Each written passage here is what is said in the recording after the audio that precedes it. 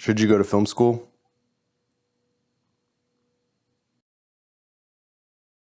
So I should start off by saying I did go to film school, but not the film school you're thinking of. I went to grad school, and I went to grad school with a focus on screenwriting, so not film production, which is more of what film school tends to be, especially if you're an undergrad.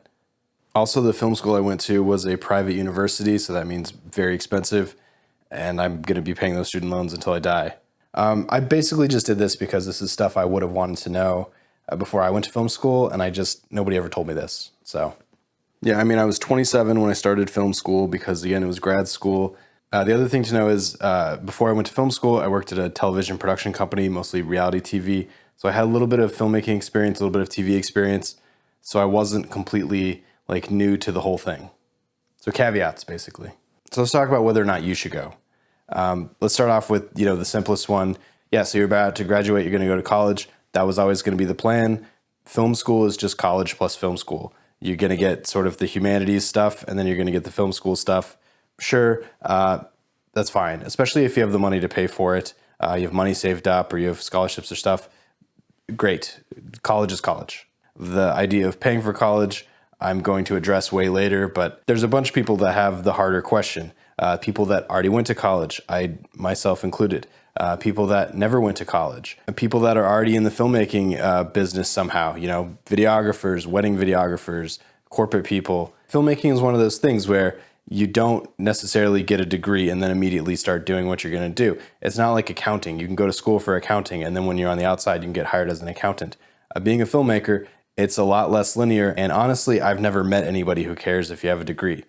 So that being said, let's talk about going to film school versus the idea of sort of grinding it out. So when I say grinding it out, I'm talking about maybe video production jobs, maybe just having a job and doing filmmaking on the side to sort of figure out what you're doing. So what about an actor? Should an actor go to film school? I genuinely don't know.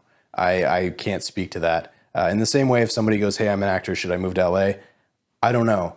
10 years ago, I would have said yes, but today, I honestly don't know. Part of it is me and mine are a lot less actors and a lot more other jobs in the filmmaking business, and actors have kind of a completely different, much more chaotic track than even a screenwriter and a director. We've all seen Barry. So let's start with film school. Well, the most important thing you're going to get out of film school, no matter what anybody tells you, is going to be your network. The people you're working with, the people you interact with, peers, teachers, administration, mentors, other people that you run across, all these people sort of connected to, the school somehow. Especially your peers, though, because it's going to be a situation where you're not all going to be going after the same thing. You're all going to sort of specialize in different things, hopefully. So some of you are going to be directors, some of you are going to be writers, some of you are going to be directors of photography, art department, costumes, makeup, sound is a big one. Editing is a huge one, although with the editing thing, I'll talk about that later. You may not need to go to film school for editing, if I'm going to be completely honest. So filmmaking, just like any other job, it's that old cliche, you work with who you know. People hire people they've already worked with in the past that they have a good relationship with. They're much more likely to do that than take a chance on somebody. That's why the jobs are so hard to get initially. Again, the big oversimplification of what film school is you're writing a check for a contacts list, but it is up to you to sort of what you do with that contacts list. Film school also usually does a good job about mentors, which is one of those things that you're going to have throughout your entire career. There's going to be mentors that you're going to be working with, and you're going to be mentoring people because it's just that kind of business. Film school also gives you access to other stuff like training in editing, training in cinematography, training in lighting. A lot of film schools have a directing specialty. A lot of them have a screenwriting specialty. You also get access to gear. Most film schools have some sort of shop. And so you'll get access to cameras, maybe lighting and grip equipment. Maybe there's stages, depending on how big the film school is. Even the small film schools that don't have their own camera shop usually have some sort of deal with a local camera rental house to work with them, that kind of thing. And at least in my experience, the camera shop that we had was fairly up to date. It wasn't cutting edge equipment. You're not going to get the brand new red camera, but you are going to get a camera close enough that a young cinematographer that graduates and gets onto a camera team is not going to be completely lost with the new gear.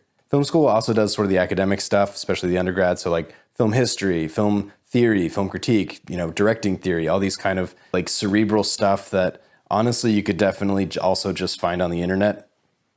A big thing that film school offers you is an environment to fail. a safe environment where you are on the set, you're being, mentored by people on teachers, industry professionals, how to compose a shot, how to set up a scene, how to do it without being in the jeopardy of being on a paid project where you have to get it right.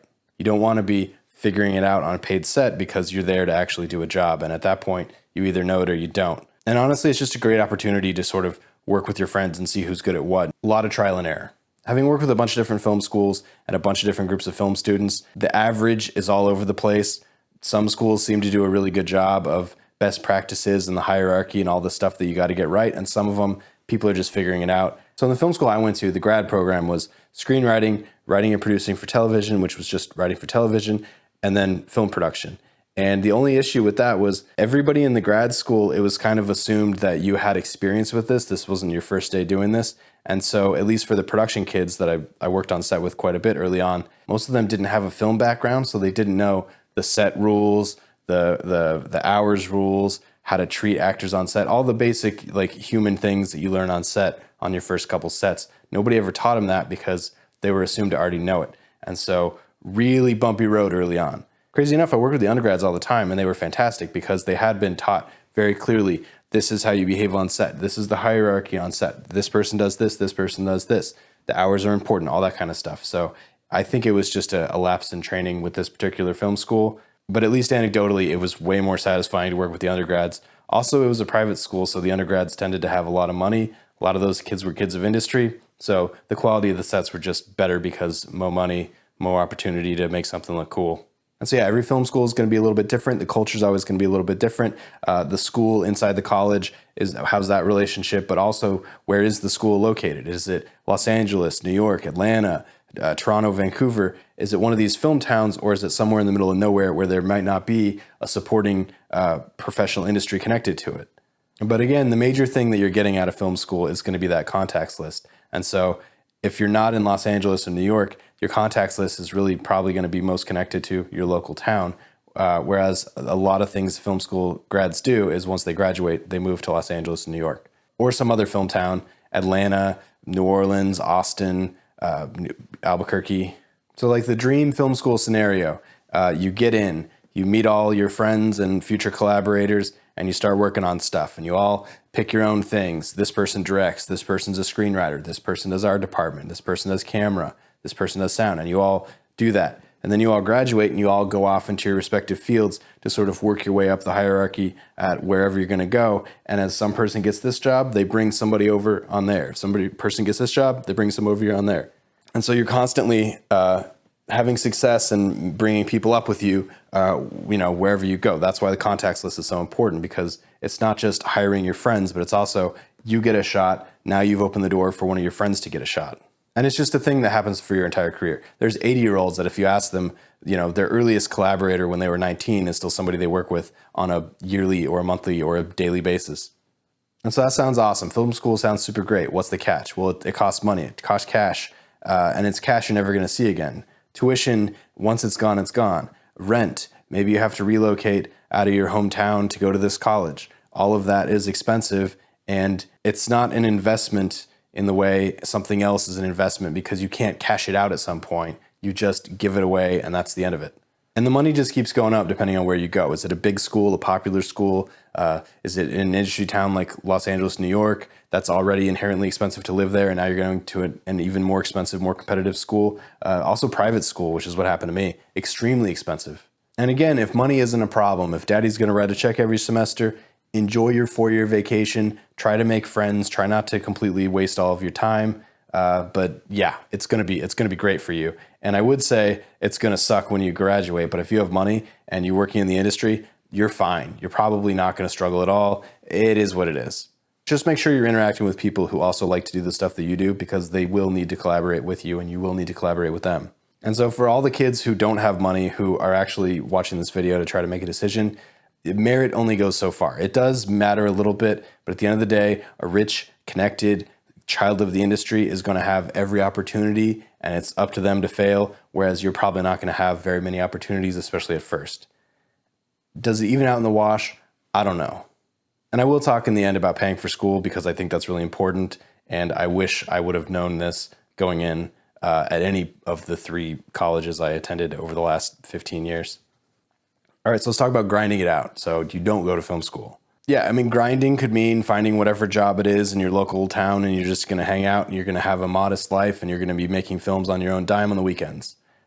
Could also be there's a big film scene, maybe you're in a film town and there's actually jobs more than just wedding videography.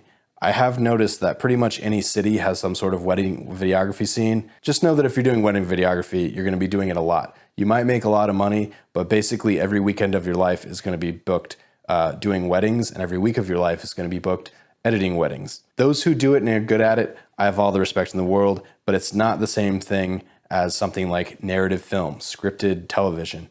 It's just a different kind of filmmaking.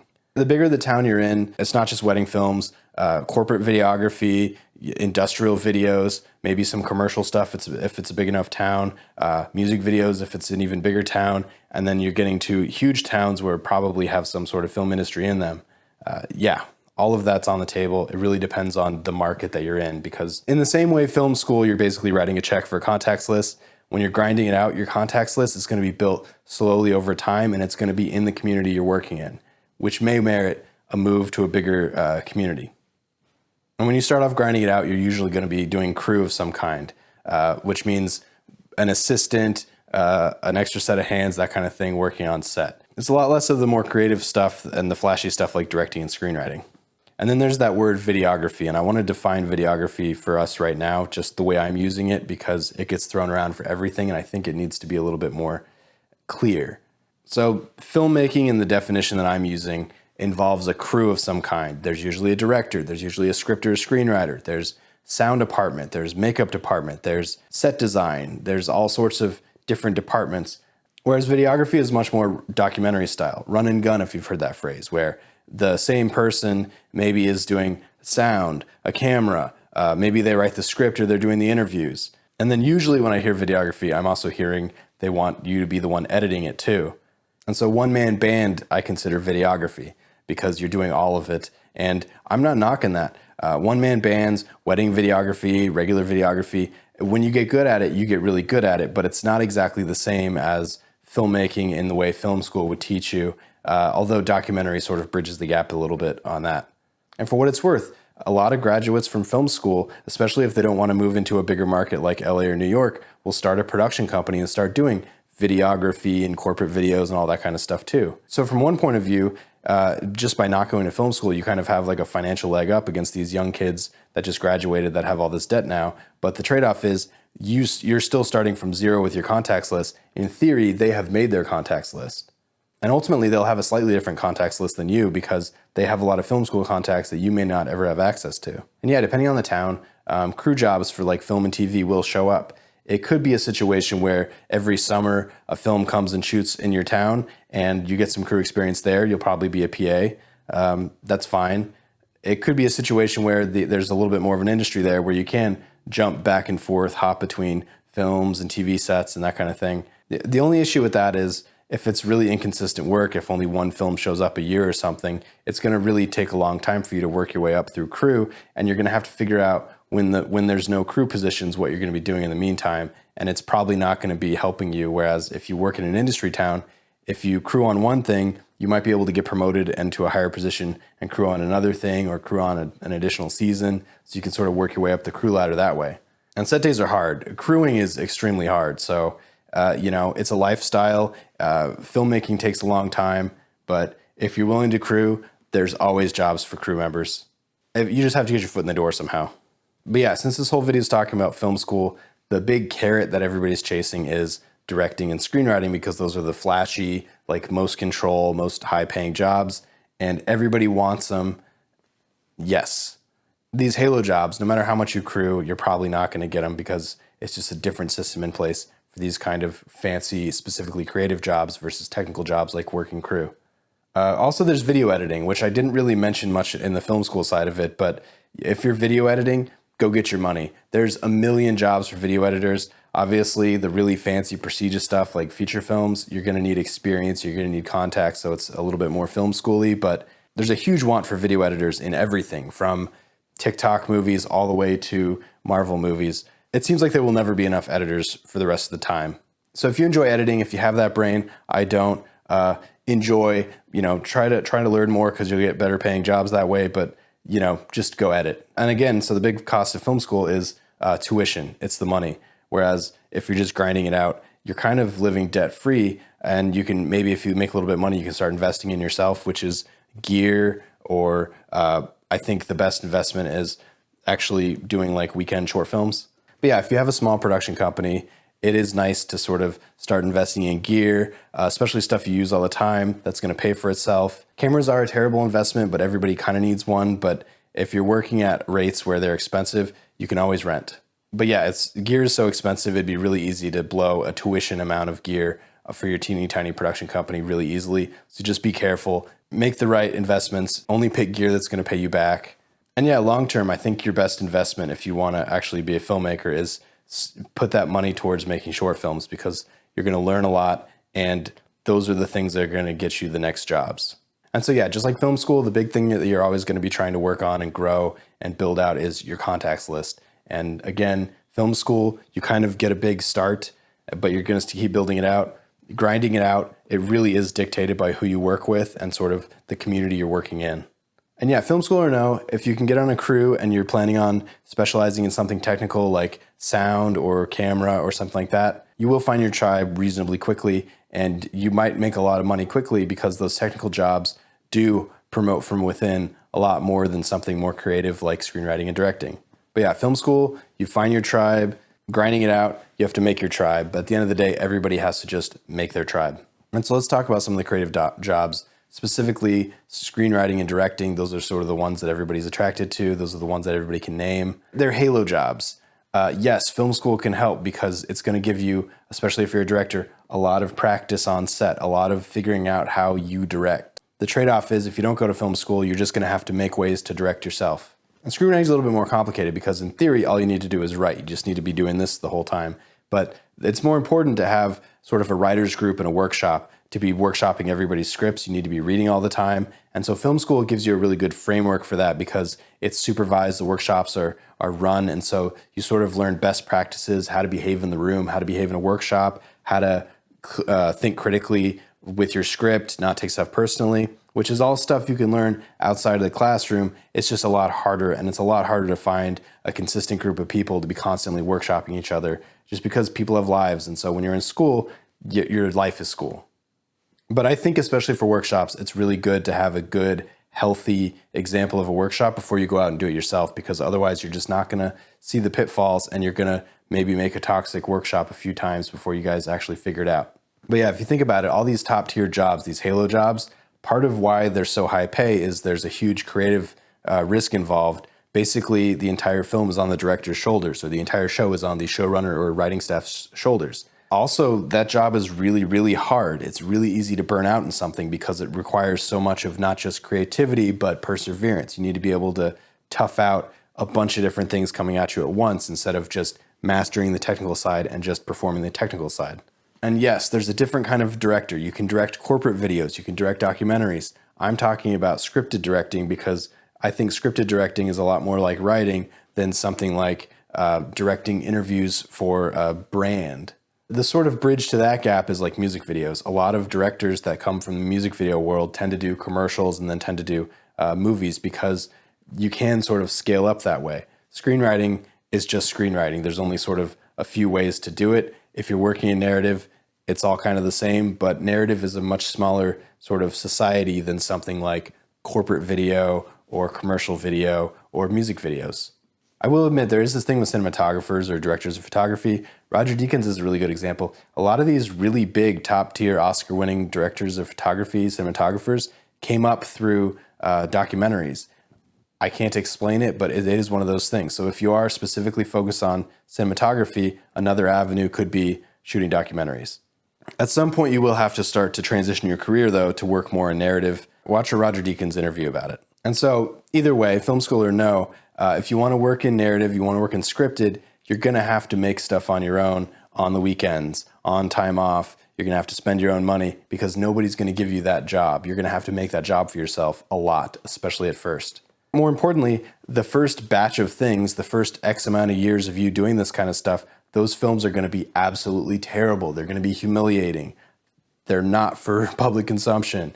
That's fine. That's the process, which is good that you're not getting paid to do it, because you'll probably mess it up, and you don't want to flub a paid job because you might not get another paid job if you get a bad reputation.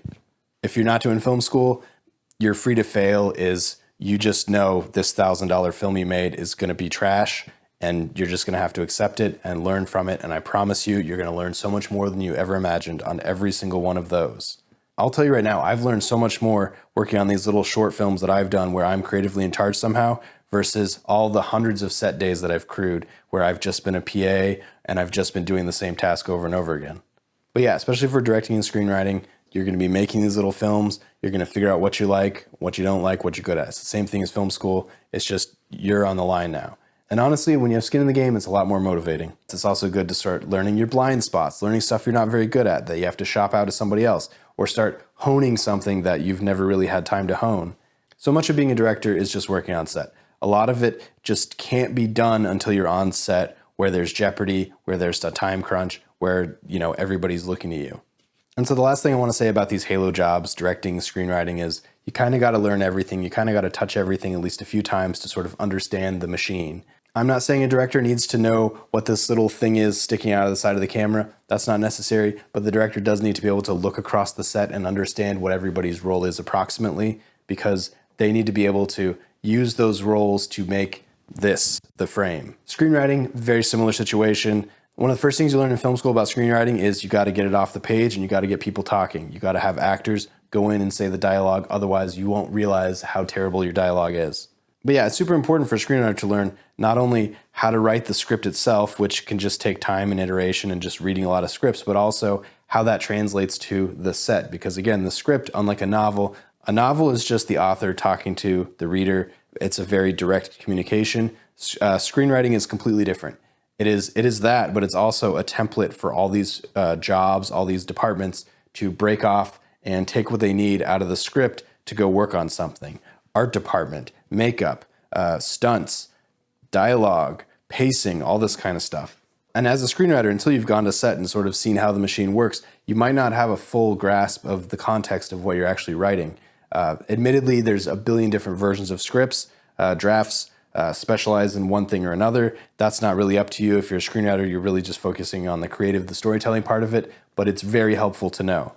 Also, if you want to be a writer-director, you're going to have to do both anyway. Also, there is one kind of editor that I do think needs a different kind of training, be that film school or some sort of mentorship or assistantship or something, but it's comedy, pacing, timing, landing jokes, building jokes, all that kind of stuff.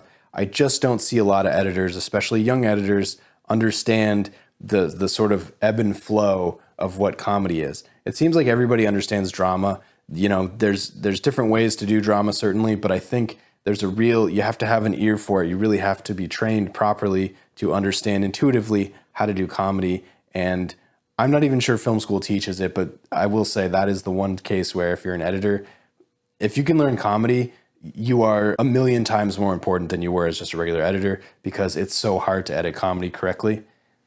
Yeah. And so these halo roles, which I would even extend to sort of the head of any department, really, it's a creative input. It's an ongoing process. It's iterative. It's a lifetime learning situation. And so you don't have to know it all day one, but it's important that you know as much as you can whenever you're going, because that's going to help you. It's also why they're, so flashy, so high dollar, so, well regarded. Because if you're good at it, people really respond to it. It's just, it takes a while, and it takes a lot. It takes, there's an it factor involved that a technical job doesn't necessarily have. Luck is another word for it factor in this case. And so getting back to these more technical jobs, not directing, not screenwriting, if you want to crew, if you want to start a video production company instead of film school, that's all good and fine. You're just going to learn some stuff that's going to be different than film school. Different not meaning worse in this case, because you can sort of catch up on the film school side of stuff just by the internet, once again. YouTube especially. But again, either way, you got to build that contacts list. That's what's ultimately going to get you jobs. Let's talk about fellowships for a second. Directing fellowships, writing fellowships, maybe cinematography, art department. I mean, Sundance has like a bunch of fellowships all of a sudden. They're mostly focusing on the nearly there person. That's the person they're looking for. this person that for some reason should have a career in what they're doing, but they don't for some reason. In parentheses, they're not a child of the industry. They haven't had that shot that a child of the industry would have already gotten by now. They're not looking for baby's first screenplay. They're looking for someone who's honing their craft, who, maybe they're not perfect, but they're well on their way. If your first screenplay is what you're submitting to a fellowship, I wouldn't bother. I would just go on to your next screenplay. And so, yeah, fellowships, especially now, have been really honing in on the whole, your interesting story aspect of it. Like, what makes you so special? What makes you so unique? Which, again, is them cutting against the child of the industry issue, which has been the problem the whole time. And so if you have a really specific background, a really specific struggle, or a really specific story, that's the kind of stuff that they're after. And there's money there. Race, location, sexuality, et cetera, et cetera, et cetera, like all these things, then you're automatically more interesting to these fellowships because traditionally your story hasn't been told. And so it's sort of a now's the time situation for these fellowships. For better or worse, they want to be the ones to say, I found this person. I found Diablo Cody. I found Issa Rae. That's really what they're going for. They want to be the people that found the next auteur that's going to completely revolutionize the industry or their genre or, whatever they're going to do. And so, yeah, the jury's kind of still out on whether or not fellowships are actually accomplishing what they're setting out to accomplish. But at least Sundance has tripled down on it. So much of their programming, so much of their time and energy is spent on, all these different opportunities for young filmmakers. Who's to say whether or not it's being effective? I honestly don't know. So yeah, the go versus the don't go to film school. It's about getting contacts, collaborators, mentors versus finding all of that on your own. It's about having a safe place to fail versus working with people in your community and sort of just hoping nothing really high dollar fails and sort of derails your career initially. Again, if you're an editor, go get your money. If you're a comedy editor, you're the most valuable person in whatever town you're in. If you come from a wealthy family or if you have a full ride scholarship to somewhere, enjoy your 4 years. Just try to remember it's not only about you. Don't waste your 4 years.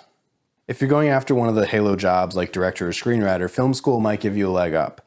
But there's other ways to learn those skills outside of the cost of going to film school. And like I've been saying, a film school graduate is pretty much in the same position as someone who never went to film school to begin with, which is you got to start grinding it out. You got to start expanding your contacts list and try to find your tribe. You're going to be constantly throughout your life building that contacts list anyway. And now we can talk about paying for college. This part isn't unique to film school or filmmaking. This is just me talking about college for a second. Having gone through an undergrad, a certificate program, and an MFA.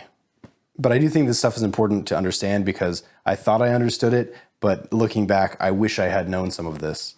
First thing, school costs money, and it can cost a lot sometimes. State schools and especially community colleges tend to be cheaper. If you're doing your undergrad, a lot of those first couple years are going to be just the humanities classes anyway. You can knock those out at a CC or a smaller school and then transfer to your film school. Just make sure the credits transfer because sometimes they don't. I mean, without question, especially if you're doing an undergrad, the best use of your money is community college. Sometimes these local community colleges have film schools. Sometimes they do 4-year degrees. Sometimes they have film classes. It's hard to generalize, but you're probably going to get better film school training at a proper film school versus a community college, but who's to say?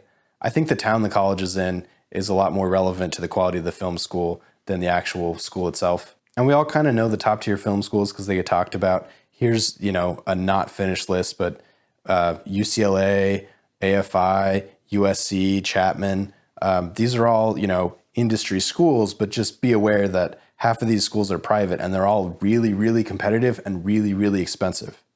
And no matter where you go, just have a plan in place on paying for it. Gone are the days in, the 60s, 70s, maybe even the 80s where you could just work at a car wash on the weekends and pay for your tuition. That's not really a thing anymore.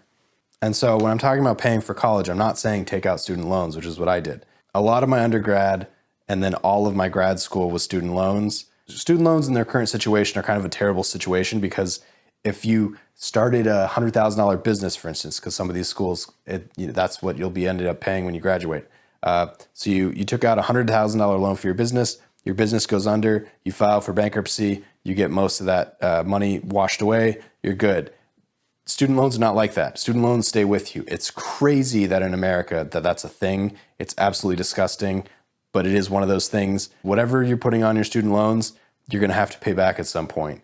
And so how do you do that? Well, scholarships and grants, anything that is just money that you don't have to pay back. Once again, if daddy's going to write you a check every semester, That's fine. I don't begrudge that. You're going to probably have a way more efficient career than all of your peers because not only do you have money, but you're also probably pretty well connected.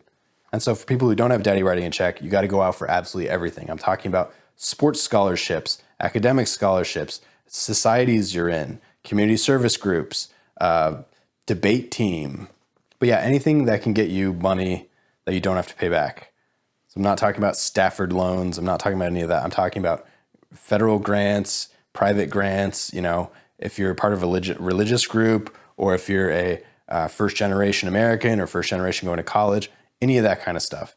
Just go to your advisor, go to somebody connected to the school and talk about what your opportunities are, because there's always money for somebody. And if you just have to fill out paperwork, whatever you have to do, I'm telling you right now, it's easier than trying to pay it back when you're actually grinding it out.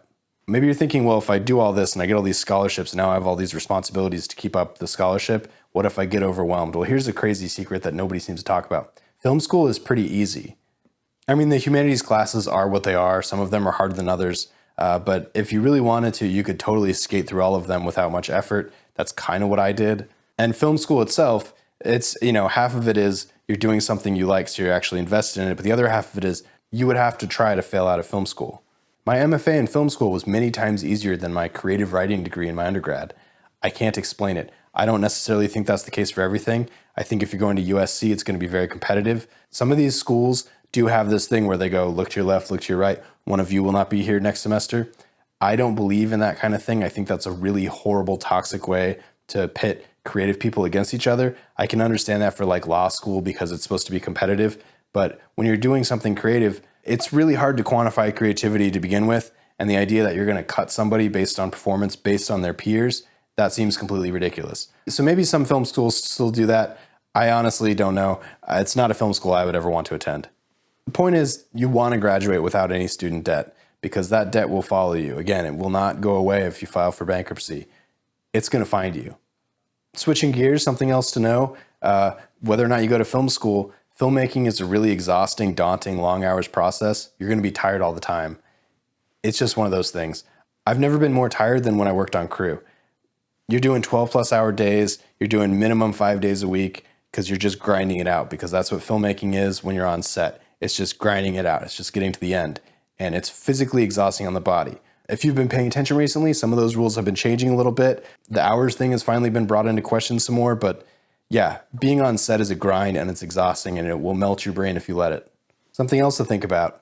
If you look at the credits list of like a movie or a TV show, notice how many crew members do different jobs, and then notice how many directors there are. Notice how many screenwriters there are. That's part of the reason why these jobs are halo jobs. The other thing is obviously the creative responsibility and the inherent risk. But at the end of the day, there's a lot more camera jobs than there are screenwriter jobs on set. Just something to know. So should you go to film school? Well, obviously I can't answer that for you. Maybe by watching this, you will have come to a conclusion, or maybe it's helping you on your way. Maybe it made you more confused. I honestly don't know. It's going to be specific to your case, and no two people will have the same situation. I do think I have to bring this up also. So you see all these interviews, you see Q&As, you see podcasts, you see, Zoom chats of these filmmakers at the top of their game talking about how they broke in, how they got started. They all have different stories, and a lot of times they'll say everybody has a different way to get in. Just be aware that they're talking from a place of somebody who basically won the lottery, who got struck by lightning. It's called survivorship bias. It worked for them, and there's just an element of luck and chaos to it. And so some of them will say, hey, this isn't the way anybody can get in.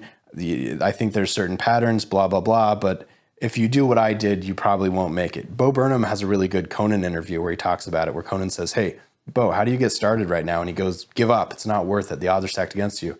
And he's completely right. I mean, he's not super right when it comes to technical stuff. If you want to work in camera, you can find a way to work in camera. If you want to edit, again, just pick your number and somebody will write you that check.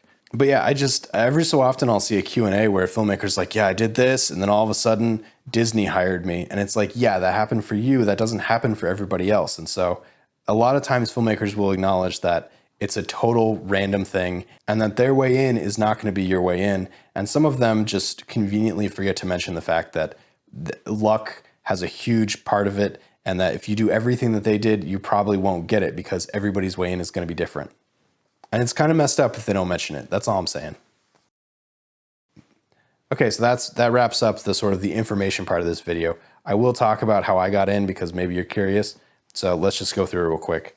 Yeah, I was a terrible student in high school. I was dealing with some mental illness. I wasn't dumb. I had very bad grades, and that wasn't going to change anytime soon. I applied to the only school I cared to apply to and accidentally got in under academic probation, which means I didn't get in initially. I wanted to be in the engineering school, which was a really competitive school. So my advisor told me, don't declare a major, but start taking engineering classes. And once you have enough, then you can apply to go into the engineering school. So my freshman year, I took a bunch of engineering classes, very nearly failed out of school, and was on a second layer of academic probation where they basically told me, if you don't get your grades past this threshold by the end of the spring semester, you're out for a year. And if you come back and you still do bad, you're basically banned. And that scared the crap out of me. So I took a bunch of really easy classes that I knew I could pass. The second semester got my grades up a little bit. One of those classes was a writing workshop. I realized I really like creative writing. I'm pretty good at English. So I changed my major to English, got in the creative writing department, started doing creative writing, realized it was incredibly easy and incredibly satisfying. Also, when I was doing my undergrad, I was sort of dealing with a stigma, both myself and just the people around me.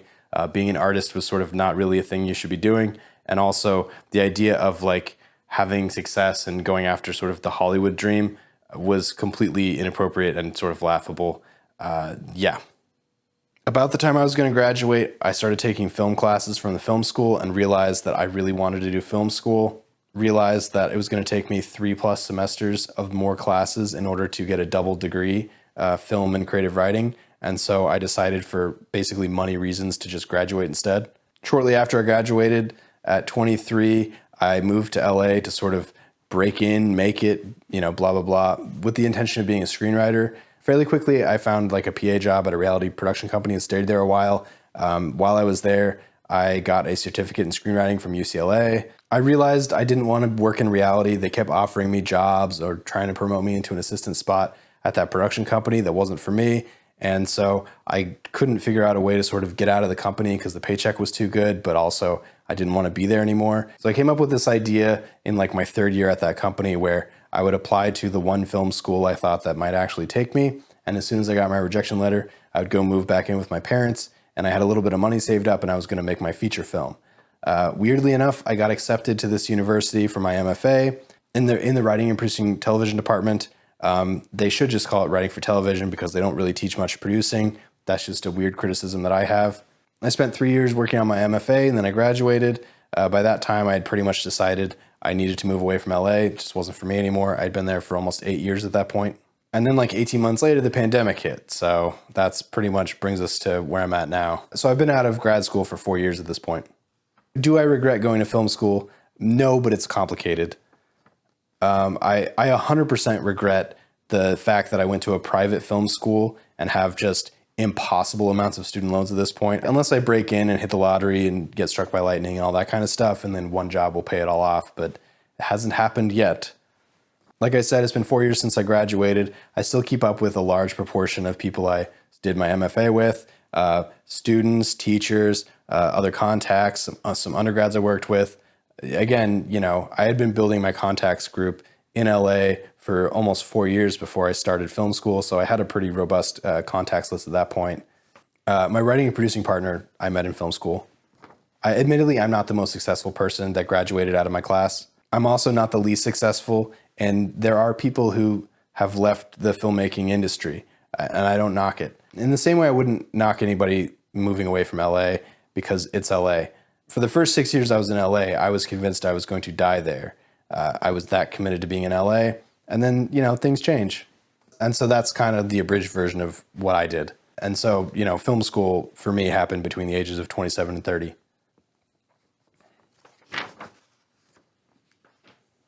So that's it. That's the whole thing.